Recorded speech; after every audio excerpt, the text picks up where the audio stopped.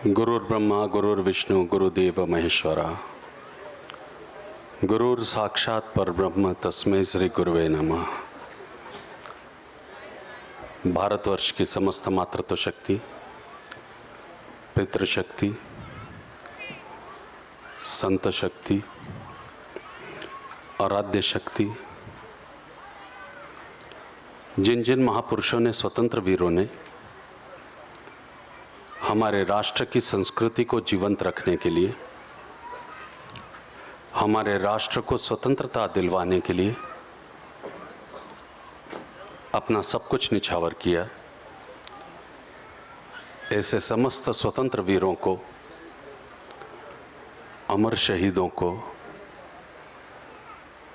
समाज सेवकों को, संत महात्माओं को, विचारवंतों को मैं स्मरण करते हुए वंदन करता हूँ। मेरे सम्मुख उपस्थित मेरे अपने भारतवर्ष के, समाज के,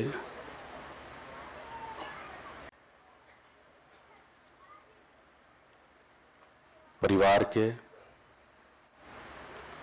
पितृस्वरूप, मातृस्वरूप, बंधुओं,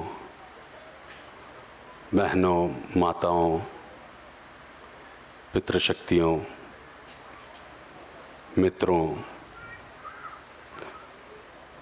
और सूर्योदय परिवार के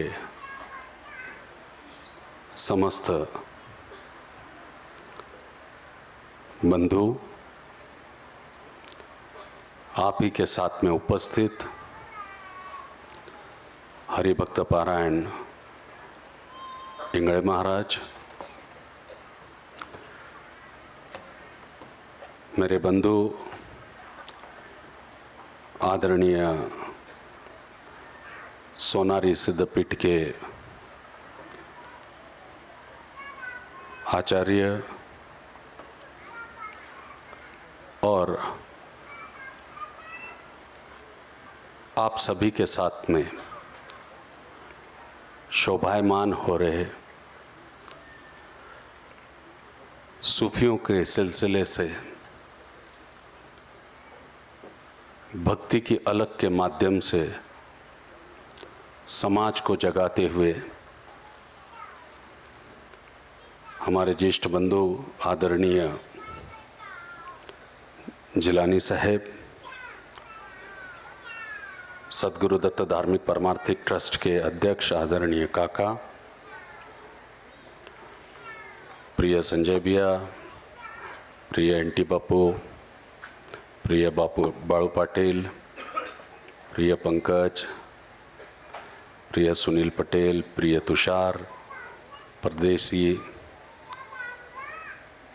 प्रिय श्रीकांत सर, और जिन सभी ने अथक प्रयास किया है, जिनके नाम मैं नहीं ले पा रहा, वो समय अभाव के कारण नहीं ले पा रहा हूँ, उनका नाम मेरे स्मरण में है। इस बात को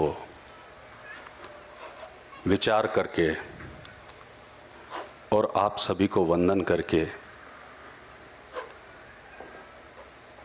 गुरु पूर्णिमा के 2015 के पावन अवसर पर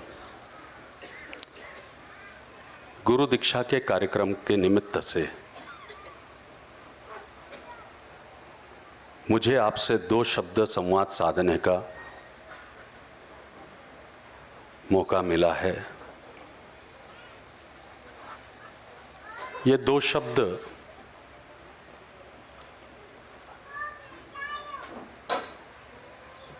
जो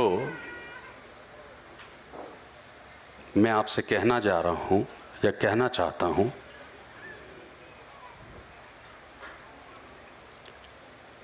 वो कोई किताबी ज्ञान नहीं है और ना ही कोई प्रवचन है, ना ही ये उपदेश है ना ही कोई सा संदेश है। ये तो अंतर्मन का एक संवाद है। इस अंतर्मन के संवाद में सबसे बड़ी बात यह है कि व्यक्ति ने अपने स्वयं का निर्माण कैसे करना चाहिए। व्यक्ति ने अपने स्वयं का निर्माण कैसे करना चाहिए। कुछ वर्ष पूर्व मुझसे एक प्रश्न पूछा गया। हम एक प्रश्न हमेशा हमारे अंदर कौंता रहता है। हमारे अंदर एक प्रश्न हमेशा से हमें विचलित करता रहता है, और वो ये है कि एक परिवार को चलाने वाली गृहिणी हो या परिवार का कर्ता पुरुष हो, समाज सेवा का संकल्प लेकर, समाज सेवा का व्रत लेकर कार्य करने वाला कोई समाज सेवी हो, या फिर दिन रात दूसरों की सेवा में अपने आप को झोंक देने वाला मानवतावादी विचार हो। सब अपने अपने स्तर पर कार्य करते रहते हैं, परंतु सबके मन में एक प्रश्न कहीं ना कहीं पर जरूर विचलित करता रहता है,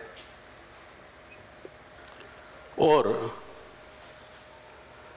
उस प्रश्न के कारण जो हमारा मन विचलित होता है, वो विचलित मन हमें अशांत रखता है, और उस अशांति के कारण एक संतुष्टि हमें नहीं मिलती है। कहीं ना कहीं वो अशांति हमारे संतुष्टि में बाधक होती है।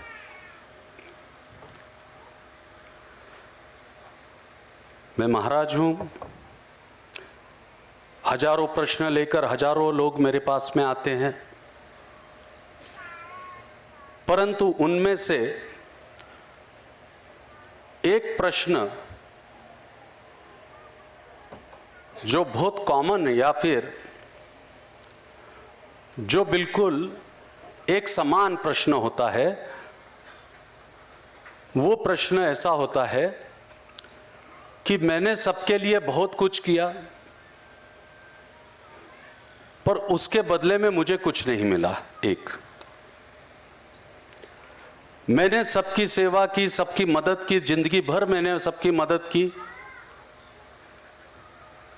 माता बहनों का प्रश्न रहता है कि मैं सबके साथ में बहुत अच्छा रहती हूं, सबके साथ अच्छा करती हूं, सबके बारे में अच्छा सोचती हूं, फिर भी मेरे साथ ऐसा क्यों होता है। ये ऐसा क्यों होता है, ये जो प्रश्न है, ऐसा क्यों होता है, ये जो प्रश्न है, ये कहीं ना कहीं अशांतता निर्माण करता है, और ये अशांतता असंतुष्टि में बदल जाती है, और ये असंतुष्टि कहीं ना कहीं हमारी विचारधारा को प्रभावित करती है, और वो विचारधारा से नकारात्मकता निर्माण होती है, और उस नकारात्मकता से नैराश्य निर्माण होता है, और उस नैराश्य से फिर असफलता निर्माण होती है, उस नैराश्य से असफलता निर्माण होती है। सफलता और असफलता के मापदंड बहुत अलग होते हैं, क्योंकि सोचने लगते हैं कि हमने इतना किया सबके लिए, जमाने के लिए इतना किया, रिश्तेदारों के लिए इतना किया, परिवार के लिए इतना किया, पर हमें क्या मिला? बुराइयां मिली, हमें छोड़कर चले गए, हमारा अपमान किया, हमारी तरफ देखा नहीं। राजनीतिक क्षेत्र में कार्य करने वाला कार्यकर्ता हो, सामाजिक क्षेत्र में काम करने वाला समाज सेवी हो, परिवार को संभालने वाली हमारी माता बहनें हों या परिवार का कर्ता पुरुष हो, अलग अलग क्षेत्रों में और प्रत्येक क्षेत्रों में ये प्रश्न उभर कर सामने आता है और यही प्रश्न अशांतता की ओर ले जाकर असंतुष्टि से नकारात्मकता की तरफ, हमारे विचारधारा को प्रभावित करके नकारात्मकता की तरफ ले जाते हुए नैराश्य की ओर धकेलता है और वही नैराश्य असफलता का कारण बनती है। तो इसके लिए कुछ वर्ष पूर्व मुझसे एक प्रश्न पूछा गया। वो प्रश्न ऐसा था कि प्रतिदिन आपके पास में हजारों की और लाखों की संख्या में लोग आते हैं।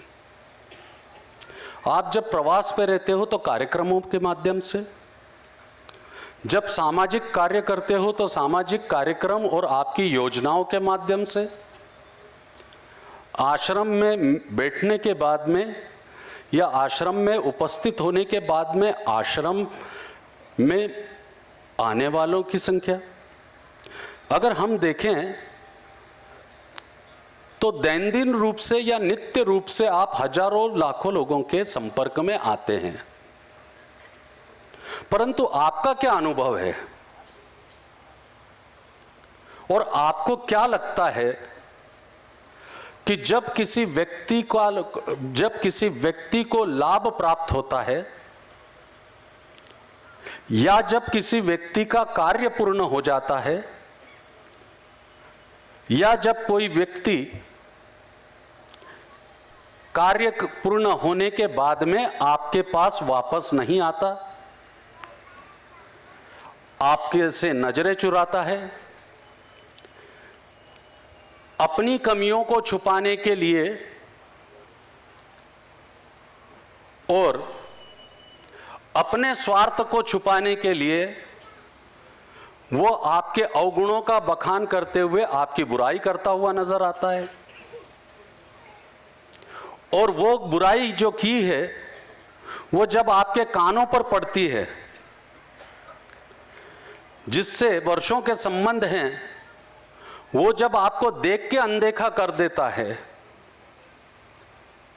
या फिर बड़ा होने के बाद में जब वो आपको भूल जाता है या फिर आपके संपर्क में आने के बाद में आपसे संपर्क न करने की चेष्टा करता है, तो ऐसे समय पर आपके मन में क्या विचार आता है? क्या आपको दुख नहीं होता? क्या आपको कष्ट नहीं होता? क्या कभी आप अशांत नहीं होते?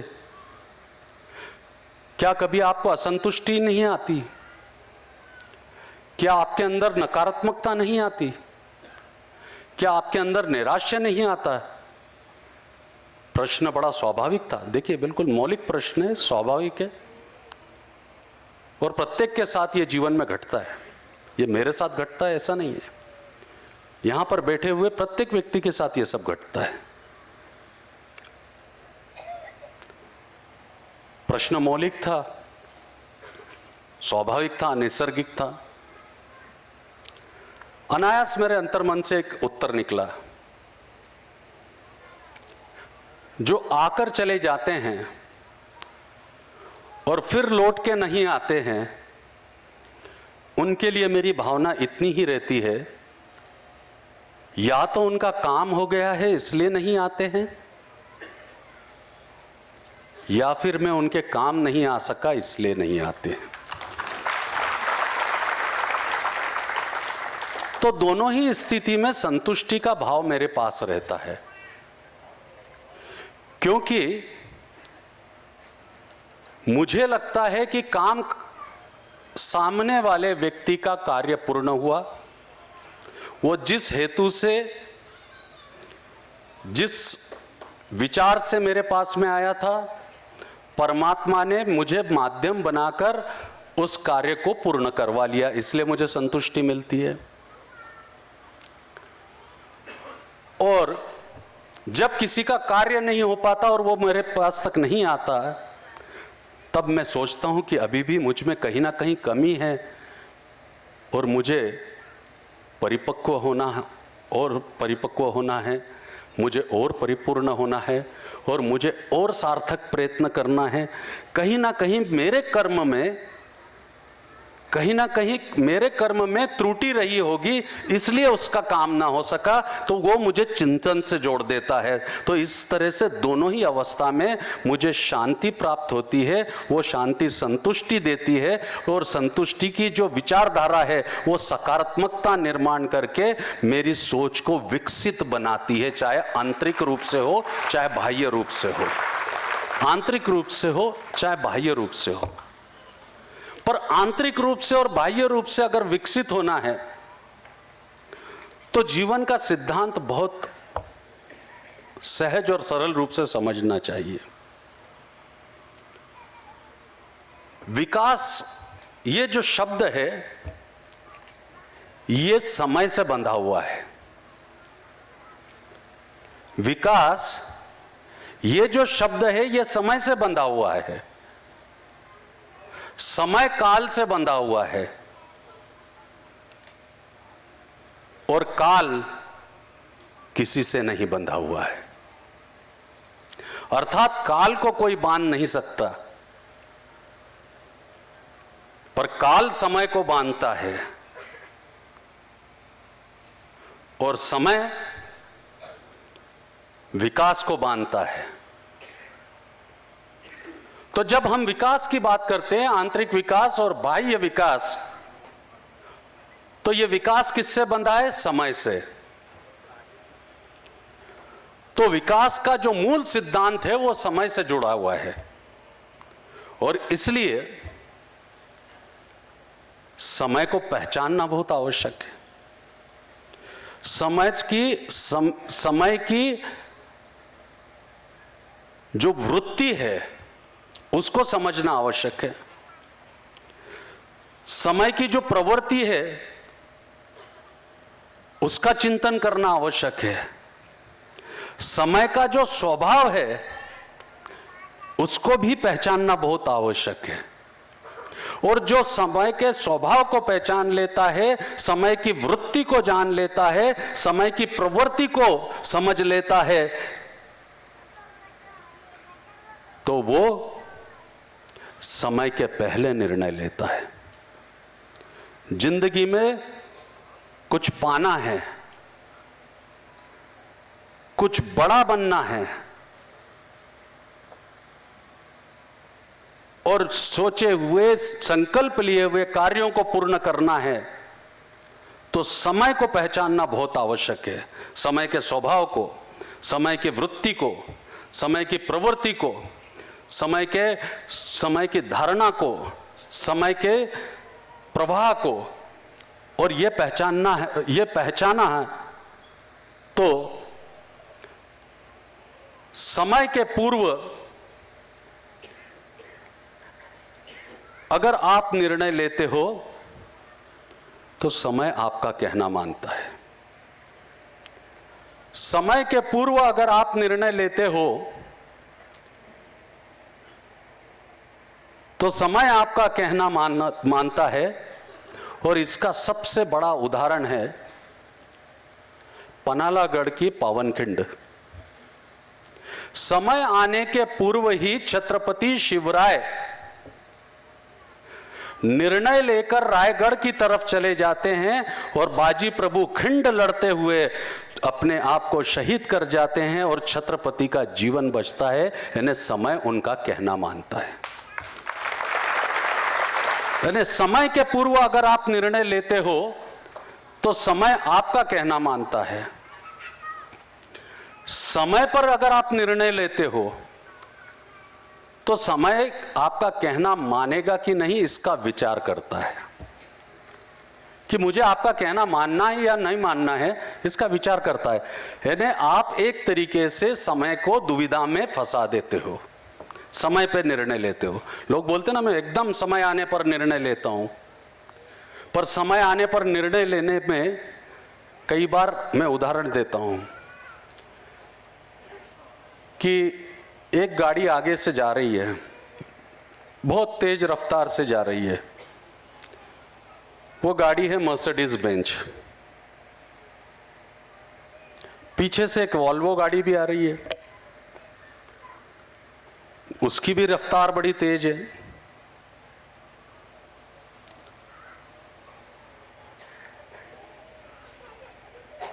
मर्सिडीज बेंज यकायक ब्रेक मार देती है। मर्सिडीज बेंज यकायक ब्रेक मार देती है, वॉल्वो ओवरटेक करके आगे आती है और समय आने पर, यानी समय पर वॉल्वो देखती है कि बहुत सारी मवेशियां जो है रास्ते को क्रॉस कर रही है या फिर रास्ते को पार कर रही है, और समय पर निर्णय लिया जाता है और ब्रेक लगाया जाता है। पर वॉल्वो जैसी सबसे सुरक्षित कार विश्व की खिसकती हुई जाती है और भैंस और गाय में जाकर टकरा जाती है। यह समय पर लिया हुआ निर्णय है। यह विचलन पैदा करता है, दुर्घटना पैदा करता है। कभी कभी गलत निर्णय भी, कभी कभी गलत निर्णय लेने के लिए किया था। समय के पूर्व अगर निर्णय कैसा होता कि अगर जिस तरीके से मर्सिडीज कार रुकी थी, उस कार क्यों रुकी है, उसके लिए आपके पास में समय था। यह समय का स्वभाव है। सामने वाली गाड़ी को देखकर समय का स्वभाव आपको अवगत कराता है, आपको परिचित कराता है, अपनी वृत्ति को दिखाता है, प्रवृत्तियों की तरफ जो है प्रेरणा देता है या फिर इंगित कराता है कि देखो ये गाड़ी रुकी है। और उस समय के पूर्व आपने निर्णय लिया होता कि ये गाड़ी रुकी है तो क्यों ना मैं भी मेरी गाड़ी को धीमा कर लूं या रोक लूं, तो वो दुर्घटना से बच सकते थे। पर समय के बाद में उस गाड़ी को रुका हुआ देखकर भी हम आगे निकल के जाते हैं और आगे निकल कर जाकर समय पर निर्णय लेते हैं और दुर्घटना हो जाती है। तो समय पर अगर आप निर्णय लोगे तो समय विचार करेगा कि आपका अच्छा करना या बुरा, यानी 50-50% चांस रहते हैं। और समय निकल जाने के बाद में अगर निर्णय लोगे तो समय तुम्हें गुलाम बना देगा। अगर समय को जीतना है तो समय के पहले निर्णय लेना चालू करो। समय को जीतना है तो समय के पहले निर्णय लेना चालू करो। माता शिशु के जन्म की प्रतीक्षा नहीं करती। माता समय के पूर्व से ही गर्भ संस्कार देना प्रारंभ करती है और उसी कोख से फिर समय के पूर्व लिए हुए निर्णय से अभिमन्यु पैदा होता है जो चक्रव्यूह भेदता है।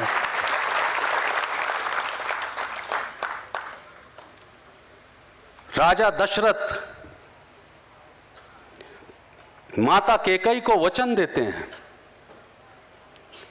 कि मांगो, कुछ भी वर मांगो, तुम जो भी वर मांगोगी उसे मैं पूर्ण करूंगा। माता कैकेयी कहती है समय आने पर मैं वर मांगूंगी, समय आने पर मैं वर मांगूंगी। और समय आने पर जब वो वर मांगती है तो प्रभु श्री राम को 14 वर्ष का वनवास होता है। अर्थात समय पर लिया गया निर्णय वनवास की ओर जो है निर्दोष व्यक्ति को प्रेरित कर देता है। पर समय निकल जाने के बाद में जब निर्णय लिया जाता है,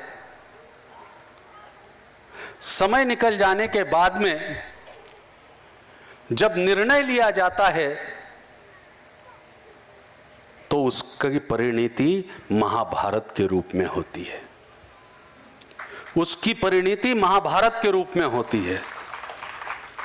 तो बंधुओं, जीवन में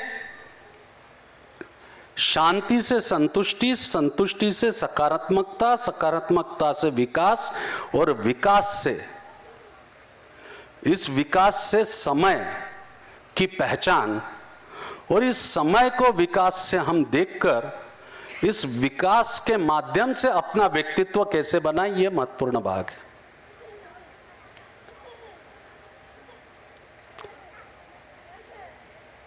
विकास से व्यक्तित्व बनाने की बात है तो सबसे पहले समय की तासीर को, समय के स्वभाव को पहचानना बहुत आवश्यक है। मेरा पहला उत्तर। फिर दूसरा प्रश्न, एक बार स्वामी विवेकानंद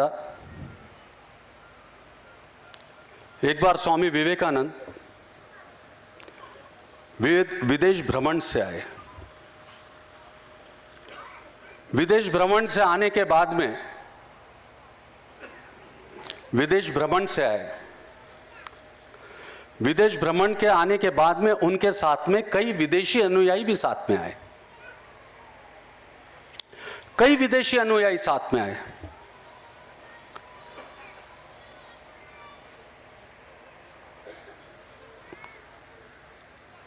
आदरणीय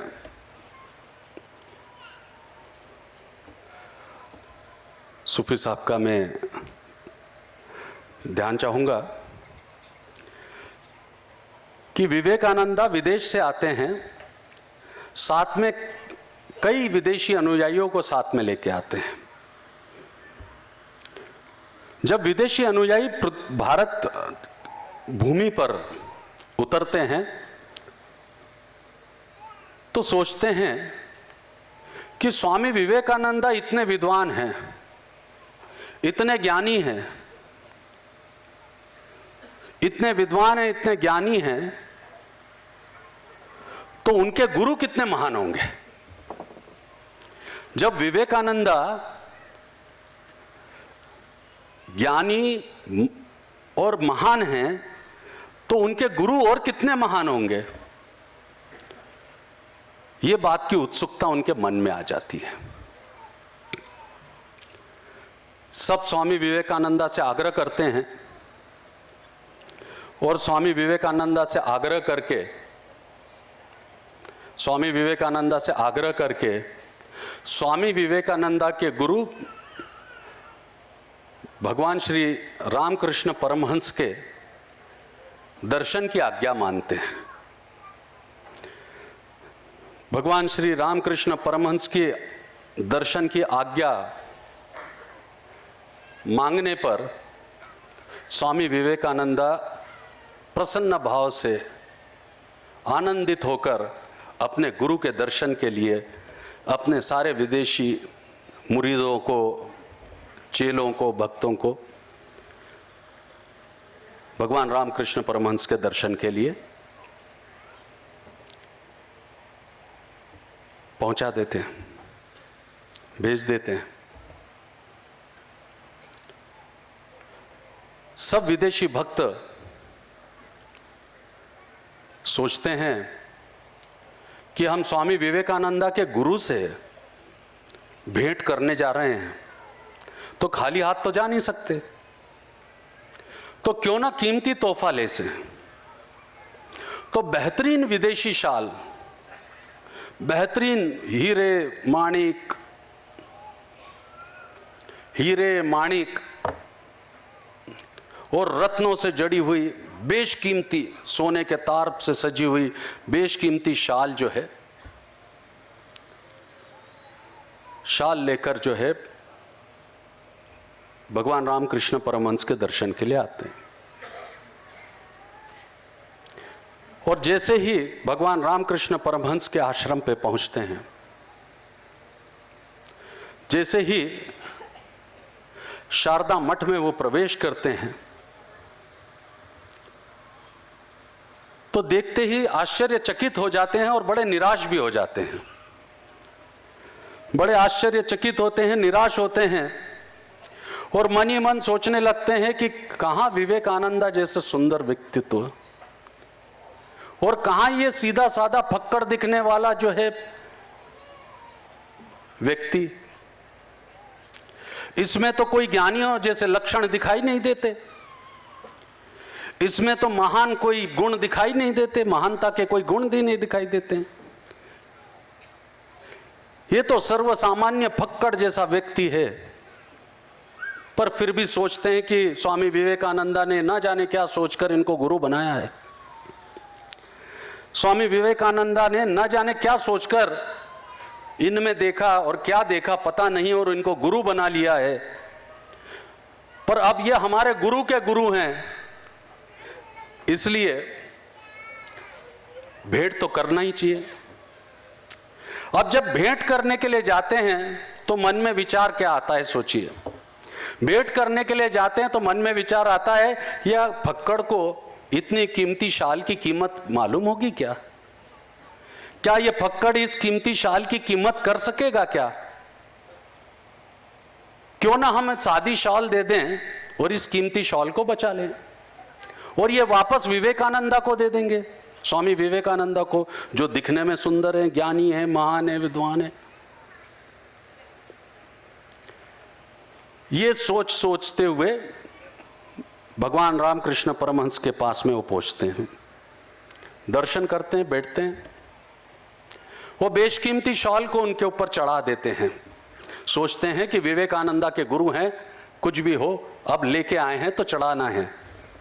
और जब वो शाल को चढ़ाते हैं तो रामकृष्ण परमहंस उस शाल को निकालते हैं, उतारते हैं और धूने में डाल देते हैं। धूने में डाल देते हैं। विदेशी शिष्य सोचने लगते हैं कि क्या आदमी, इतनी कीमती शाल, इतनी कीमती शाल इस व्यक्ति ने धूने में डाल दी।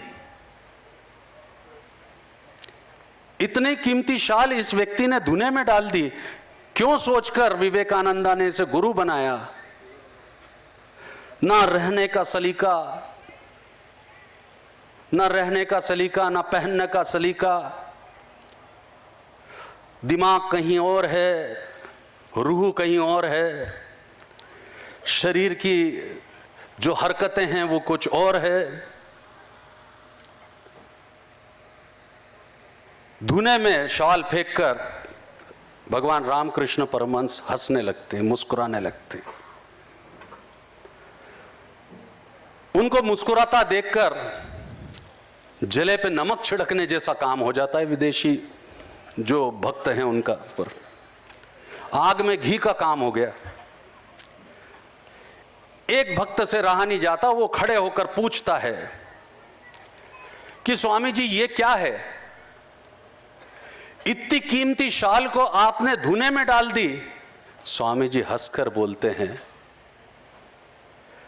कि तुम आए हो जब से मैं कैसा हूं, मेरा रहन सहन कैसा है, मेरी विद्वत्ता है कि नहीं, मेरे पास क्या ज्ञान है, मैं किस तरह से दिखता हूं, मेरा आवरण क्या है, और इस तरीके से हम कितनी कीमती शाल इसके लिए लेके आए हैं, इसे देना है कि नहीं या फिर वापस अपने पास में रखना है, ये सब सोचने में जो तुमने कीमती समय गंवा दिया व्यर्थ में, उससे कम कीमत की ये शाल थी। इस शाल की कोई कीमत नहीं थी, पर कीमत उस समय की थी जो तुमने व्यर्थ में गमाया, जो तुमने व्यर्थ में गमाया। इसलिए कभी भी किसी व्यक्ति के लिए बिना बात का सोच के व्यर्थ में समय नहीं गमाना चाहिए, व्यर्थ में समय नहीं गमाना चाहिए। देखिए, विदेश से आए हुए शिष्य उस शॉल के बारे में सोच रहे हैं कि वो कीमती है, परंतु इतनी देर से जो भगवान रामकृष्ण परमहंस के बारे में सोच रहे थे और जो अमूल्य समय वो बर्बाद कर रहे थे, उस समय की उपयोगिता में, उतने समय में आप भगवान को प्राप्त कर सकते हो, आप उस समय में ज्ञान प्राप्त कर सकते हो, उस समय में आप सेवा कर सकते हो, उस समय में आप अच्छा सोच सकते हो, उस समय में खुद के बारे में सोचकर नेक इंसान बन सकते हो, उस समय में नेक इंसान बनकर नेक विचार दे सकते हो। तो जिंदगी का सबसे बड़ा शाप या जिंदगी में सबसे बड़ा अभिशाप अगर कोई है, जो विकास रूपी व्यक्तित्व में बाधा है, वो है समय व्यर्थ गमाना। आज के व्यक्ति के पास में तंत्र ज्ञान हो, आधुनिकता के परिवेश में विज्ञान की ऊंचाइयों के चलते हुए जिस तरीके से हमने आविष्कार किए हैं, उस आविष्कार के चलते हुए हमने इतना विकास किया हुआ है कि अगर हम देखें कि हमारे जीवन शैली को अगर हम अपना कर देखें और हमारे जीवन शैली को उठाकर देखें, अगर जीवन शैली को अगर हम उठाकर देखते हैं तो आज हमारे पास में बहुत समय है। घंटों टेलीविजन देखने का समय है, घंटों सोशल नेटवर्किंग पर समय बिताने का समय है, घंटों व्हाट्सएप पर समय बिताने का समय है, घंटों हमारे को जो है अलग अलग तरीके के वेबसाइट्स उनको देखने का जो है समय है। उसके चलते हुए, समय के अधिकता के चलते हुए क्या हुआ है, समय के जो समय आपके पास में बचता है, वो समय को जो आप सदुपयोग में ना लाते हुए आप अपने भौतिक मनोरंजनों के रूप में ला रहे हैं, जिसे आप ज्ञान बोलते हो, उसके कारण विकृति बढ़ रही है। पहले आपके शरीर पे कपड़े नहीं थे पर आंख में वासना नहीं थी, अब पूरे कपड़े हैं तो भी जो है आंखें उन कपड़ों के पार वासनामयी होकर देखती है। क्यों बदल गया है? आज छोटी छोटी बच्चियों पर जिस तरीके से पाशविक अत्याचार हो रहे हैं, एक सीरियल किलर पकड़ा जाता है, वो बोलता है कि मैं जब भी पिक्चर देखता हूं, जब भी मैं पिक्चर देखता हूं तो नशा करके मेरे मन में जो है वासना जाग जाती है और मैं बच्चों की हत्या करके उनके साथ व्यभिचार करता हूं।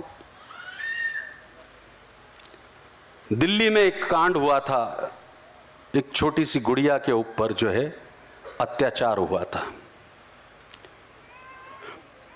पर जिस दिन उसके ऊपर अत्याचार हुआ था उसी दिन मैंने कहा था कि ये जो मोबाइल है ना, इस पे जो ये एमएमएस की जो क्लिप्स है, ये क्लिप्स जो अलग अलग तरीके से विकृति परोसती है, इस विकृति के साथ में जब मदिरा साथ मिल जाती है तो मनुष्य के अंदर का पशु जाग जाता है और देव मर जाता है। ये भौतिकता का अभिशाप हमारे सामने है, समय व्यर्थ गंवाने के कारण। उसका मूल कारण यह है कि समय व्यर्थ गंवाने के चलते हुए हमारे अंदर व्यभिचार बढ़ा, समय को व्यर्थ गंवाने के कारण हमारे अंदर वासना बढ़ी, समय को व्यर्थ गंवाने के कारण सबसे बड़ी बात है कि हमारे अंदर संघर्ष विहीनता निर्माण हुई, जिससे हम पुरुषार्थ विहीन हुए और वो पुरुषार्थ विहीनता नपुंसकता की तरफ लेके गई। और नपुंसक समाज एक विकसित सोच की बात जब करता है तो मात्र ये नपुंसक समाज विकास की बात भौतिकता के आधार पर करता है, नैतिकता के आधार पर नहीं करता है, क्योंकि संघर्ष ही खत्म हो गया। जीने का संघर्ष खत्म है। सुबह से जब किसान खेत के लिए निकलता था तो पोटली में ज्वार की रोटी और चटनी रखकर दिन भर खेत में दम लगाकर, कस लगाकर मेहनत करता था और भूख लगती थी तो रोटी खाता था। आज तो हैरत की बात यह है कि हर चीज का संघर्ष खत्म है, खाने का संघर्ष खत्म है। भूख लगी, ब्रेक मार दो, ढाबा सामने, खाना खा लो, संघर्ष करने की जरूरत नहीं, संघर्ष करने की जरूरत नहीं है। बुद्धि को नकारात्मक ज्ञान चाहिए, वासनामयी ज्ञान चाहिए, नग्नता देखनी है, विकृति देखनी है, कुछ नहीं, वेबसाइट लॉग ऑन कर लो, हर तरीके की साइट आपको मिल जाएगी। समय व्यर्थ हो रहा है, समय व्यर्थ हो रहा है, और समय व्यर्थ के साथ क्या हो रहा है, संघर्ष समाप्त हो रहा है। क्योंकि समय बच काफी रहा है। समय व्यर्थ इसलिए गमा रहे हो क्योंकि समय बच रहा है, और समय बच रहा है इसलिए जो है संघर्ष समाप्त होते जा रहा है। संघर्ष रहेगा तो समय नहीं बचेगा, संघर्ष रहेगा तो समय नहीं बचेगा, और समय नहीं बचेगा तो समय व्यर्थ नहीं गमाएगा, और समय व्यर्थ नहीं गमाएगा तो तुम्हारा विकास कोई नहीं रोक पाएगा। तो आज कौमी दंगों के लिए समय है, क्योंकि उसके लिए संघर्ष खत्म हो गया। क्योंकि आज देश में गुरुओं की संख्या शिष्यों से ज्यादा हो गई है। क्योंकि गादी पर बैठकर ज्ञान बांटना आसान है, शिष्य बनकर आत्मसात करना कठिन है। और फिर जब कंपटीशन हो गई, प्रतिद्वंदता हो गई है, तो प्रतिद्वंदता भौतिकता की है ना, अस्तित्व की है। तो फिर जिस तरीके से डॉक्टर जोन रहते हैं ना, वेद, उन्होंने अपने अपने डिपार्टमेंट बांध लिए। कोई नाक का डिपार्टमेंट है, कोई जो है ऑप्थोमोलॉजिस्ट है, कोई ईएनटी सर्जन है, कोई ऑन्कोलॉजिस्ट है। ठीक उसी प्रकार से कोई काल सर्प योग का स्पेशलिस्ट है, कोई मंगल का स्पेशलिस्ट है, कोई शनि का है। यहां पर से 1000 लोग एक के पास में जाएंगे, वो सबको बोलेगा तेरा शनि खराब है। ये हजारों लोग एक साथ उठकर एक जगह पर जाएं तो वो बता देंगे तेरे को काल सर्प योग है। इंसान को आसानी से गुलाम बनाने की वो प्रक्रिया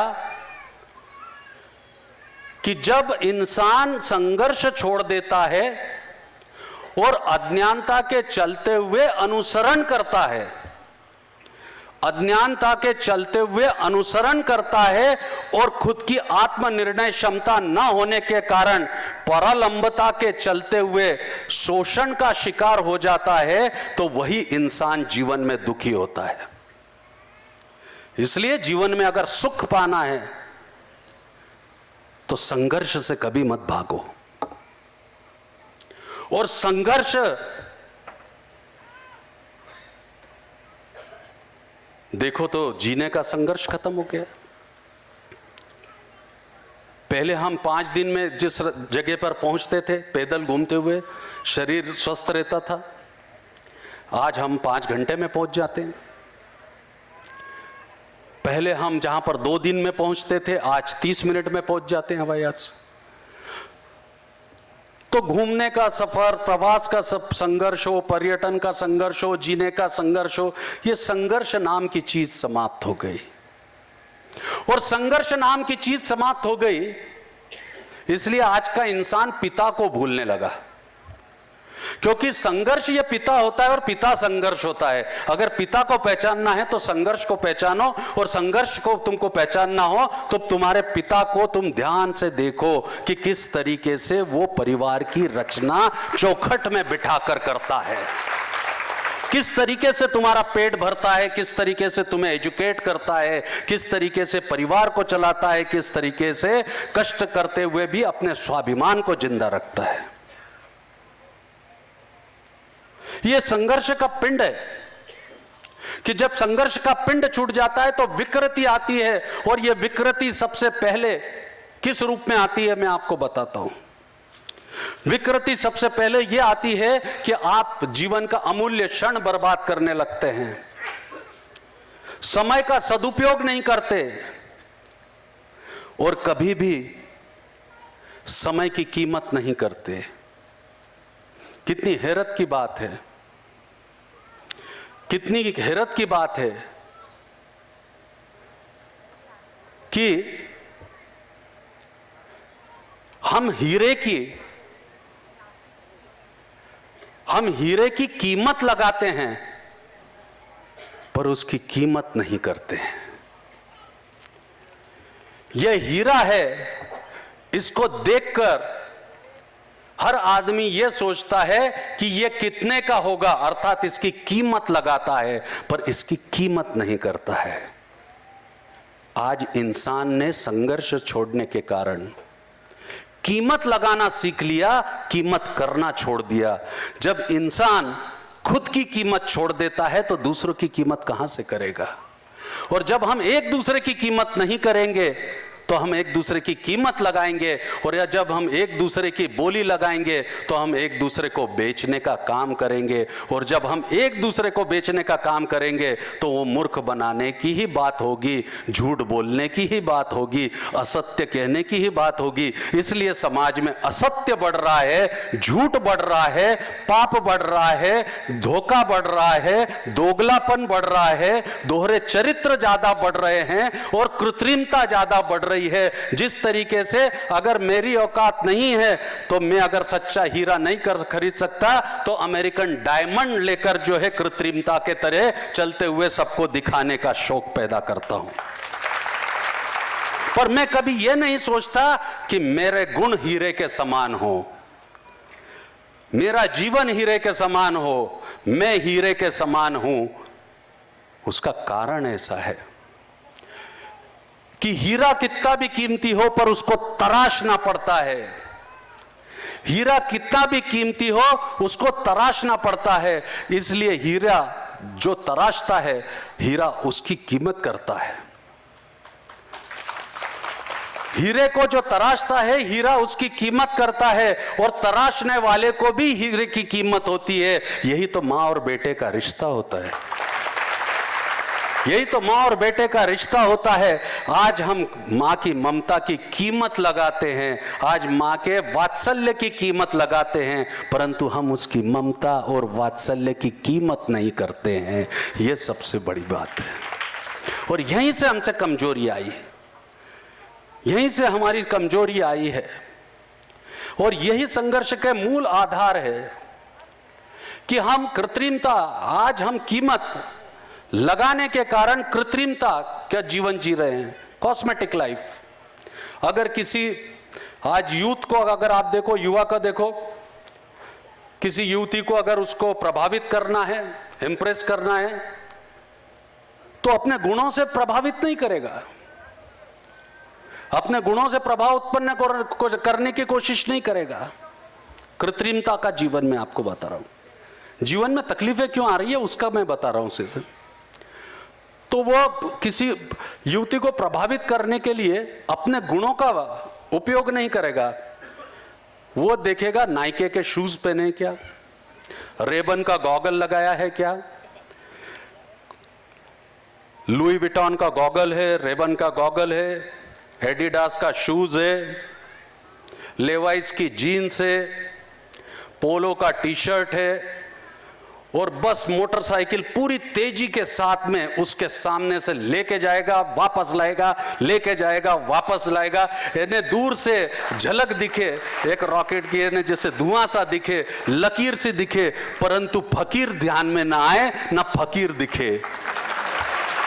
अरे फकीर बनकर सामने जाओगे तो गुणों के साथ में जाओगे तो कम से कम फकीर बनकर कुछ तो मिल जाएगा, पर लकीर से तो क्या मिलेगा। तो आज किसी को अगर इंप्रेस करना है, आज किसी को प्रभावित करना है, तो बड़ी बड़ी सी अजीब सी बातें हो जाती है। गांव से शहर में आते हैं, गांव से शहर में आते हैं, और शहर में आकर हम इंग्लिश पिक्चर इसलिए देखते हैं कि कल से कोई हमारे को पिछड़ा ना बोल दे, यह हीन भावना। अब इंग्लिश पिक्चर में जाकर बैठने के बाद में उस इंग्लिश पिक्चर के डायलॉग को जब हम देखते हैं तो समझ में कुछ आता नहीं है, इंग्लिश पिक्चर के डायलॉग्स को समझ में आता नहीं है। बाजू वाला एक आधा महोदय या महाशय उसको कुछ समझ में आता है तो डायलॉग को देखकर बोलता है वाओ, तो अपन भी बोलते वाओ, वो बोलता है या, हम भी करते हैं या। क्या जरूरत है या वाव वाव करने की? सरे गामा पदा निसा भी बहुत अच्छा है, सारे गामा पदा निसा भी बहुत अच्छा है। ये यो यो और वाव वाव के चलते हुए पिक्चर खत्म हो जाती है, बाहर निकलते हैं, समय समाप्त, संघर्ष करना नहीं पड़ा, कुछ सीखने को मिला नहीं। यह कृत्रिमता, यह हीन भावना आज समाज में बहुत ज्यादा पैमाने पर आ गई है। अब जब हीन भावना आती है तो मैंने देखा है कई बार, एक व्यक्ति मेरे संपर्क में आया और वो व्यक्ति 4 वर्ष पूर्व भूल गया कि मैं थोड़ी देर के लिए उसके यहां पर विश्राम के लिए चाय पीने के लिए रुका था।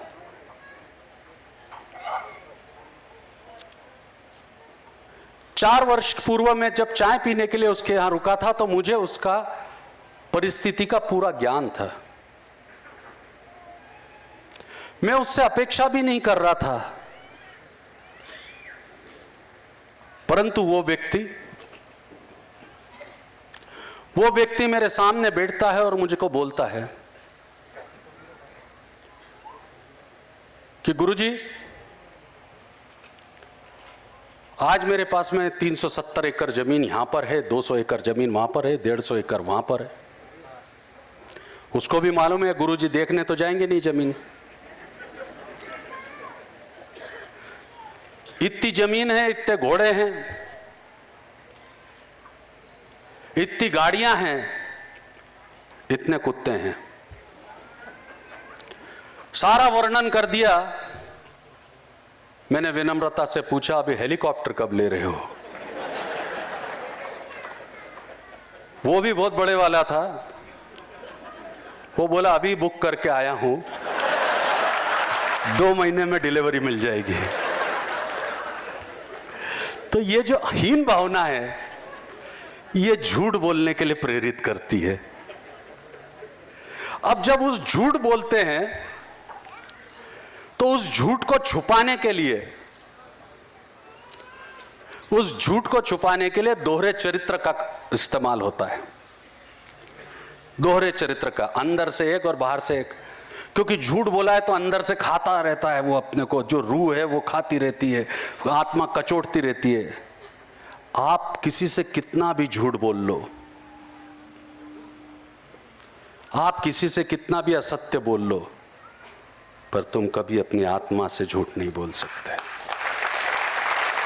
जब भी तुम झूठ बोलोगे तुम्हारी आत्मा तुम्हारे को धिक्कारेगी, और जब तुम सच बोलोगे तो तुम्हारी आत्मा तुम्हें प्रेम करेगी।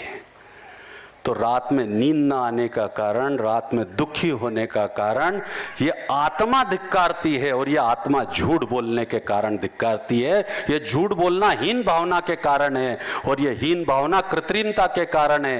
ये कृत्रिमता संघर्ष विहीनता के कारण है, और संघर्ष विहीनता समय व्यर्थ गंवाने के कारण है। तो दोहरे चरित्र का उदय होता है कि बाहर से एक आवरण लेना पड़ता है, अंदर से एक आवरण लेना पड़ता है, क्योंकि असत्य को छुपाना है ना। जिस तरीके से छोटा बच्चा बड़ा मासूम दिखता है और मासूम रहता भी है, पर उसको एक चॉकलेट दे दो, जरा सा ध्यान हट जाए तो 2 चॉकलेट चुपचाप उठाकर अपने जेब में रख लेता है, अपने जेब में रख लेता है, और बड़े मासूमियत के साथ में वो एक चॉकलेट को लेकर जो है उसको खाने के लिए घूमता रहता है। उसी तरीके से इंसान का है, दिखाने के लिए वो अपना एक रूप लेकर चलता रहता है, परंतु उसका जो मूल रूप है वो उसका पीछा करते हुए रहता है, और वही उसे दुखी करता है। क्यों जरूरत है? जैसा मेरा राम वैसा मेरा हृदय, जैसा मेरा राम वैसा मेरा हृदय, और जैसा मेरा हृदय वैसा मेरा राम।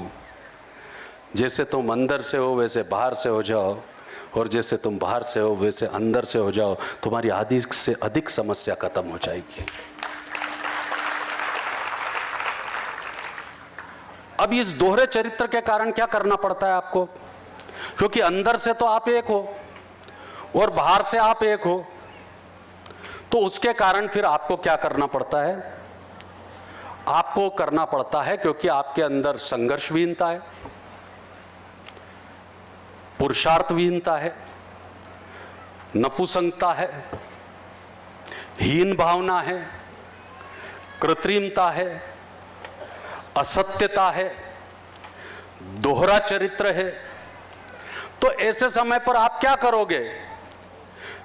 तो ऐसे समय पर तो सारे तो गुणों का आपने नाश कर लिया है, सारे गुणों का तो नाश कर लिया है, तो फिर गुण कैसे पैदा करोगे? तो कृत्रिम गुण, जैसे कृत्रिम तरीके से प्रभावित करने की जो प्रक्रिया मैंने बताई, तो जैसे कॉस्मेटिक लाइफ जी जाती है उस तरीके से cosmetic qualities, cosmetic personalities, cosmetic identity, cosmetic knowledge. आज 48 साल के सलमान खान को देखकर हम खुश हो जाते हैं कि देखो बजरंगी भाईजान कितना हैंडसम दिखता है, पर कभी सोचते हो कि उसके पीछे बुटॉक्स कितना लगा हुआ रहता है, फिलर कितने भरे हुए रहते हैं, और उसके साथ में जो है लेजर्स कितने उपयोग में हुए हैं, कितनी बार ट्रांसप्लांट हुए हैं, और कितनी बार जो है हेयर ट्रीटमेंट्स हुए हैं। ये हम नहीं देखेंगे। हम इसलिए नहीं देखते क्योंकि सीधी बात है कि कृत्रिम गुणों का प्रभाव विकसित आधुनिक समाज पे बहुत प्रभावी तरीके से होने लगा है। इसलिए आज सज्जनों को मैं सज्जन हूं यह सिद्ध करने के लिए संघर्ष करना पड़ता है। एक समाज सेवी को मैं समाज सेवा कर रहा हूं और सच्चे मन से कर रहा हूं, इसके लिए संघर्ष करना पड़ता है। एक मां को अपनी ममता दिखाने के लिए संघर्ष करना पड़ता है, एक पिता को अपना संघर्ष दिखाने के लिए संघर्ष करना पड़ता है, और एक गुरु को अनुशासित रूप से अपने शिष्य को अनुशासित रूप से नियम और सिद्धांतों से बांधकर संघर्ष के साथ व्यक्तित्व निर्माण करने के लिए प्रेरित करना पड़ता है। गुरु शिष्य का नाता भी इतना आसान और इस तरह से बना दिया। कई लोग आते हैं, आश्रम में नीचे बैठे हुए रहते हैं, आकर बाजू वाले को कोनी मारकर पूछते हैं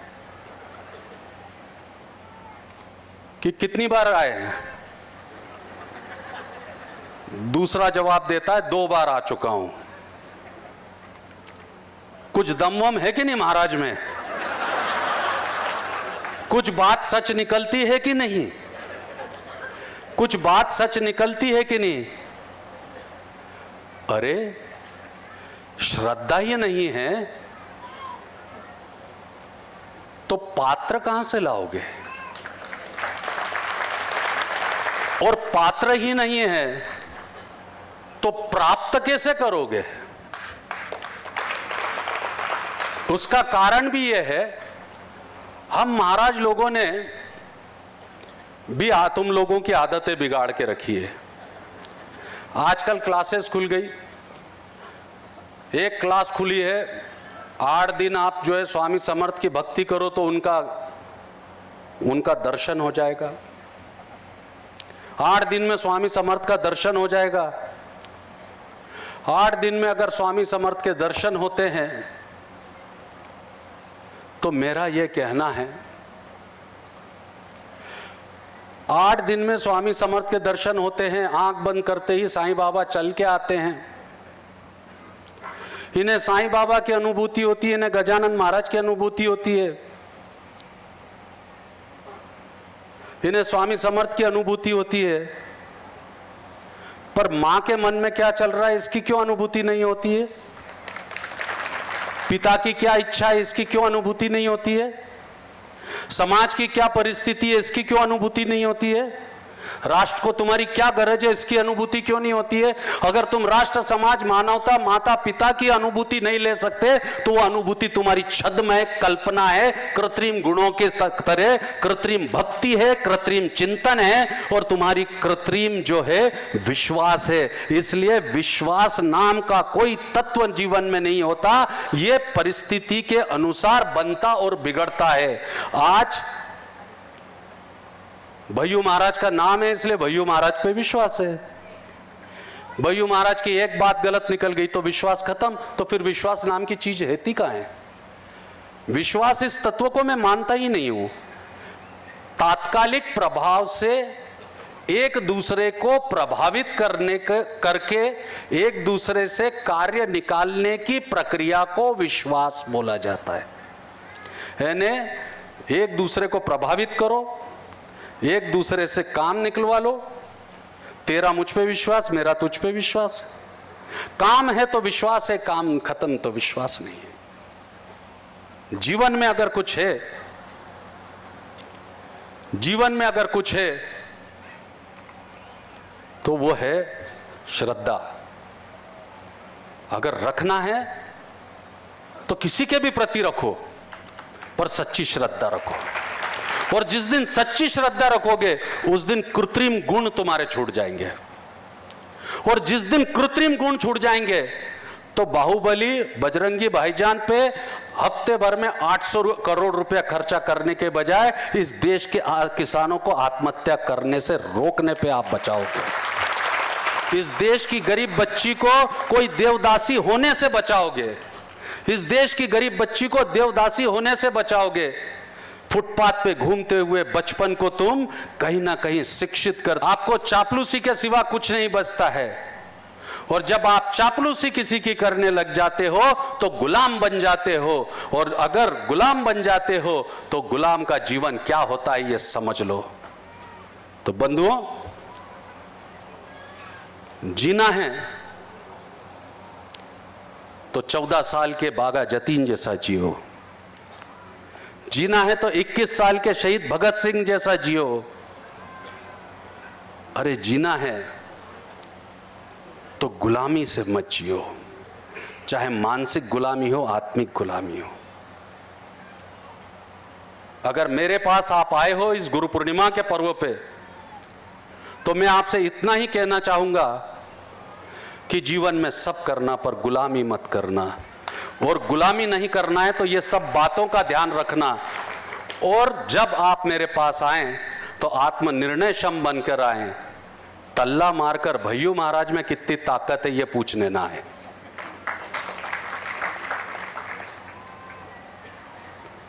तो बंधुओं, तुम्हारा जन्म, तुम्हारा कर्म,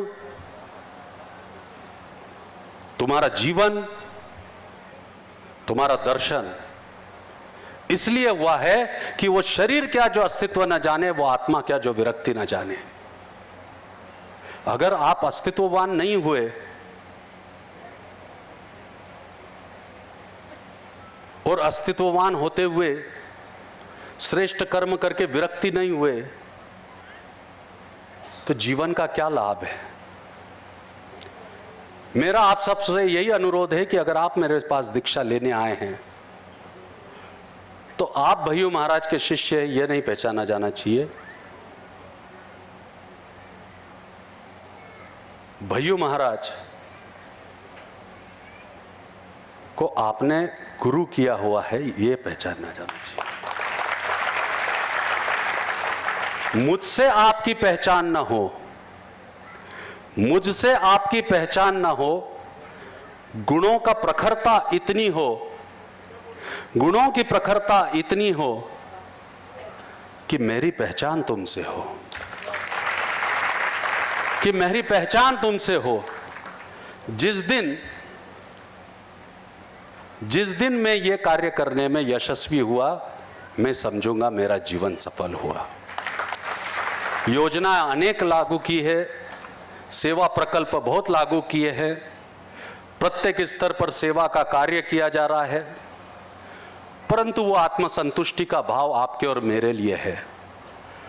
पर सच्ची संतुष्टि, सर्वांगीण संतुष्टि और आत्म संतुष्टि तभी संभव है कि जब एक गुरु का शिष्य गुरु बने और गुरु सद्गुरु बने।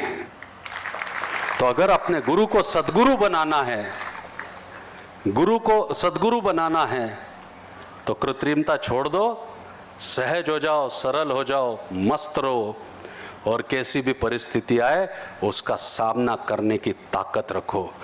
झुकना नहीं, झुकना नहीं, गिरना नहीं, लड़खड़ाना नहीं।